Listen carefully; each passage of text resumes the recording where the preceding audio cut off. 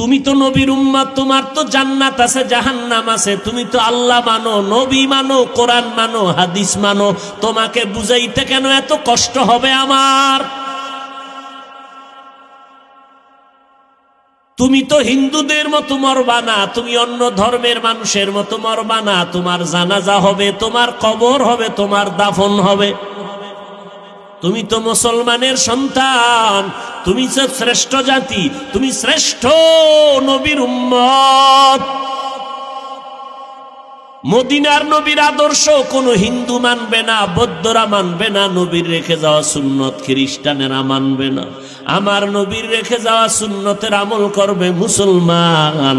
ও মুসলমান, বলো তুমি মুসলমান হইয়া কেন নবীর সুন্নতের জবাই দিয়া, বেঈমানের পা চাটা গোলাম হইয়া, চুল কাটিয়া কেন ইন্দুর আর বান্দরের মতো সুরাত ধরিয়া চলো?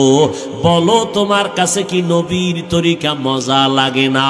যদি বলো হ্যাঁ নবীর আদর্শ ভালো লাগে না, তো লিখে রাখো কিয়ামতের দিন নবীর শাফাআত তোর কপালে হবে না।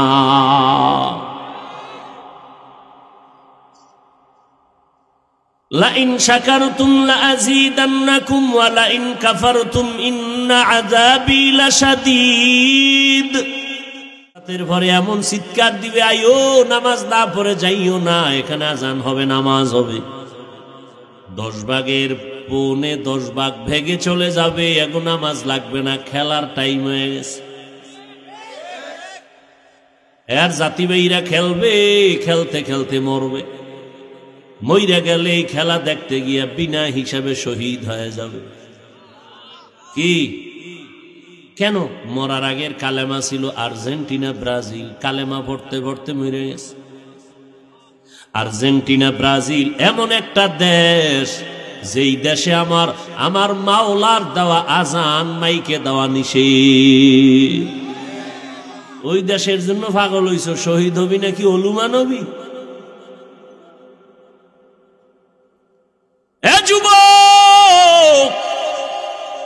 মানুষের চলাচলের রাস্তা আটকাইয়া যারা পর্দা লাগায় খেলা দেখো, ইসলাম নিষেধ করেছে মানুষের চলাচলের পথ বন্ধ করবি না, হারাম। এরপরে গোল হইতে গিয়া মন জোরে চিল্লাই উঠছ 10 জন। তোর চিৎকারের আওয়াজে পাশের ঘরের বাচ্চা লাফ দিয়া ভয়ে কান্না শুরু করছে, মা ভয় পেয়ে গেছে। এই মা যে তোরে বরদোয়া দিছে, বল এই বরদোয়ার শাস্তি কেমনে সহ্য করবি? মানুষের বরদোয়ার শাস্তি বড় মারাত্মক। হঠাৎ দেখবি তোর পাও ভাঙ্গা, নাইলে কিডনি নাই। বরদোয়া বড় কঠিন, মানুষের বরদোয়া বড় কঠিন। তোর বাচ্চা যদি ভয় লাফাই উঠে কারো আওয়াজে, তুই তো তার মাইরা ফালানোর জন্য রেডি হয়ে যাবি। আমার বাচ্চারে তুই কেন ভয় দেখাইলি? তোরে সার নাই। আজকে এমন জোরে ভোর রাত্রে চিৎকার দিছো, মনে হয় এলাকায় ডাকাত চড়াইছে। মহিলারা ভয় পেয়ে গেল। যেই মা সারাদিন আগুনের ভিতরে রান্না বাড়ি করলো, রাতের বেলা ঘুমাইতে পারে না, বাচ্চা ডিস্টার্ব করে, বাচ্চাটারে ঘুম পাড়াইতে 2-2.5 ঘন্টা চলে গেল মায়ের। সর্বশেষ আম্মা জান একটু আরামে ঘুমাবে, দিলি না তুই, ঘুমাইয়া চিৎকার দিয়া ঘুমটা ভেঙ্গে দিলি। মানুষের বরদোয়া নিস না, কপাল পুড়ে যাবে, কপাল পুড়ে যাবে। আর এই পোড়া কপালের শাস্তি মরার আগে হবে, মরার পরে না, আগেই হবে, লিখে রাখ। মানুষের কষ্ট দিয়া বরদোয়া নিবি না, সাবধান। ও আল্লাহর বান্দা, সারা রাত খেলা চাইলি, ফজরের নামাজ পড়লি না, এশার নামাজও পড়লি না, একদিন তো মরবি। এই কথা তো যদি হিন্দুরে বুঝাইতাম, ওরা বুঝতে একটু চিন্তা করত। তুমি তো মুসলমান, তুমি কেন চিন্তা করো? তুমি তো নবীর উম্মত, তোমার তো জান্নাত আছে জাহান্নাম আছে। তুমি তো আল্লাহ মানো, নবী মানো, কোরআন মানো, হাদিস মানো, তোমাকে বুঝাইতে কেন এত কষ্ট হবে আমার?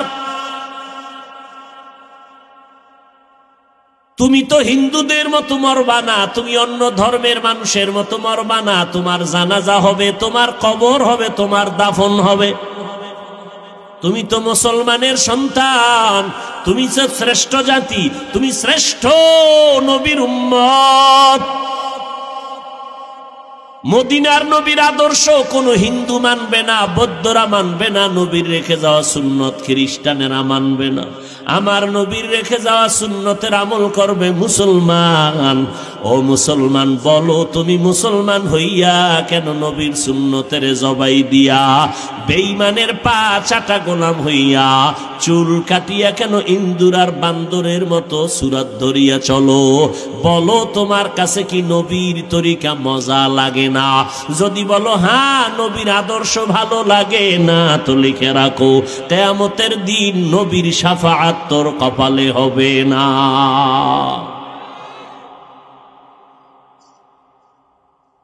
লাইন শাকারতুম লাযীদান্নাকুম ওয়া লাইন কাফারতুম ইন্না আযাবী লাশাদীদ। নিয়ামতের শুকর আদায় করো। আব্দুল্লাহ ইবনে ওমর বলতেছেন 4 গুণওয়ালা মানুষ জান্নাতে বালাখানা পাবে। 1 নাম্বার গুণ তাওয়াক্কালতু আলাল্লাহ।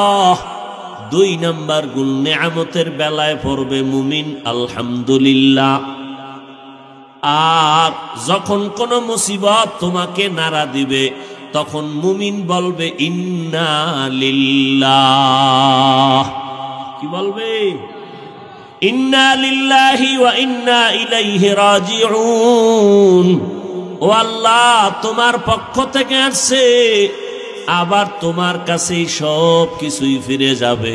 তুমি সুস্থ বানাও, তুমি অসুস্থ বানাও, আমরাও তোমার কাছে এক সময় ফিরে যাব।